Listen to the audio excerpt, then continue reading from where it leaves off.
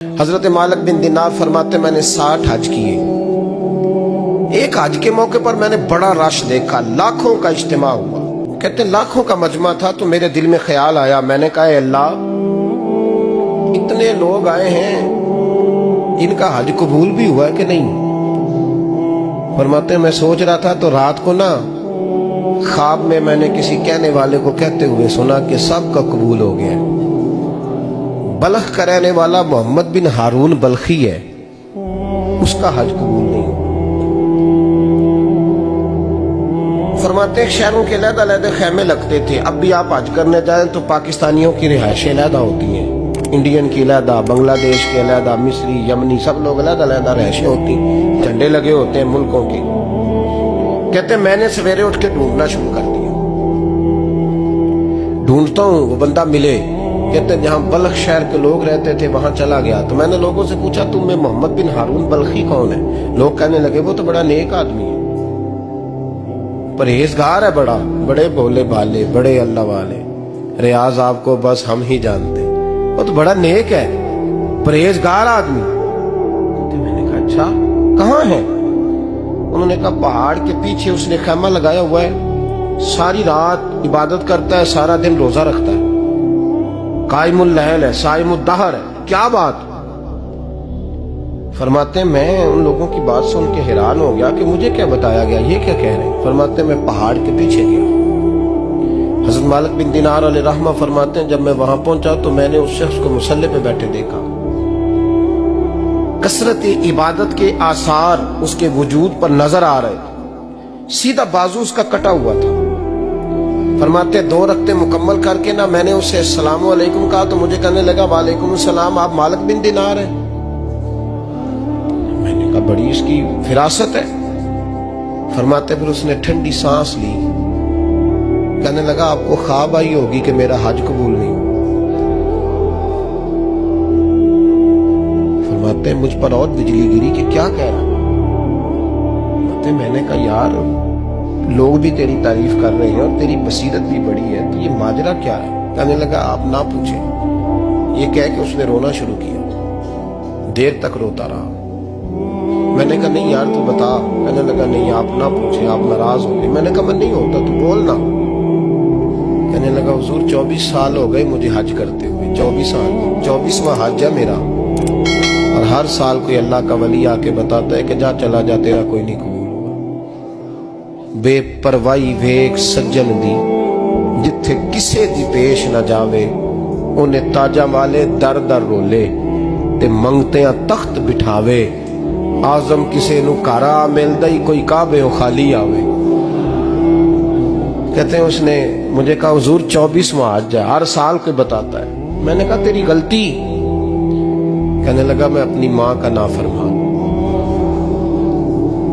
मैंने कहा वाकया क्या हुआ। कहने लगा हजरत अल्लाह ने मुझे दौलत दी, माल दिया, जमीनें दी तो मैं अय्याश हो गया। इमाम मालिक बिन दिनार रहमतुल्लाह अलैह फरमाते हैं मुझसे कहने लगा पैसे आए तो मैं अय्याश हो गया।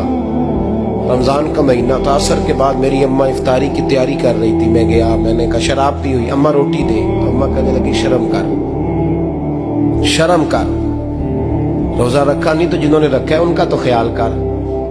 कहते अम्मा की बात का मुझे गुस्सा लगा। मैं कहा करता हूं बदनसीब है वो बेटा जिसका बाप उससे बात करते हुए डरता है कि पता नहीं कहां से बोलेगा। बदनसीब नहीं वो बेटा जिसकी माँ उससे बात करते हुए सहम जाती है कि पता नहीं कौन सी बोली बोलेगा। बदनसीब नहीं कि माँ बाप भी जिससे खोल के बात ना कर सके। हजरत मालिक बिन दिनार से कहने लगा अम्मा ने जब कहा ना शर्म कर तो मुझे गुस्सा आया, मैंने माँ को थप्पड़ मारा और मेरी माँ जलते हुए तंदूर में गिरी। लोगों ने मुझे पकड़ के अंदर बंद कर दिया कमरे में। सारी रात मैं शोर सुनता रहा पर नशे में धुत रहा। सवेरे आंख खुली तो मेरी बीवी बैग बांध रही थी। मैंने कहा कहाँ जा रही हो। कहने लगी जो माँ का नहीं बना मेरा कैसे बनेगा। मैंने कहा मेरी अम्मा का वो तो लोगों ने रात को ही दफन कर दी जनाजा पढ़ के। तड़प के कहने लगा मुझे क्यों नहीं बताया।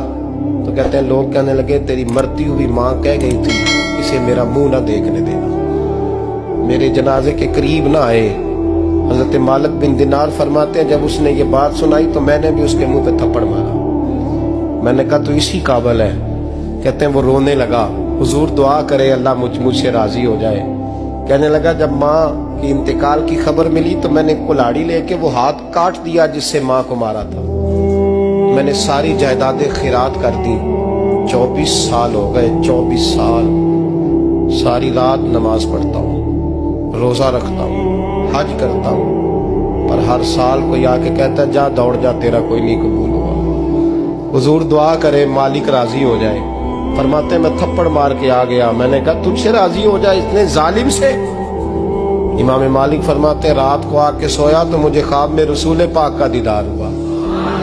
تو نبی پاک علیہ السلام نے فرمایا مالک تو اسے مایوس کیوں کر آیا ہے, اللہ تو بڑا مہربان ہے.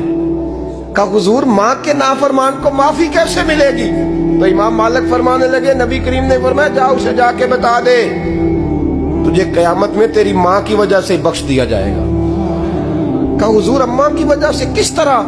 تو محبوب فرمانے لگے اس کی ماں قیامت میں اس کے خلاف مقدمہ دائر کرے گی رب کریم کی عدالت میں, اے اللہ میں نے 9 ماہ پیٹ میں رکھا, درد سہ کے اسے جنا, جگر کا خون پلا کے پالا, اور اسی نے مجھے قتل کیا.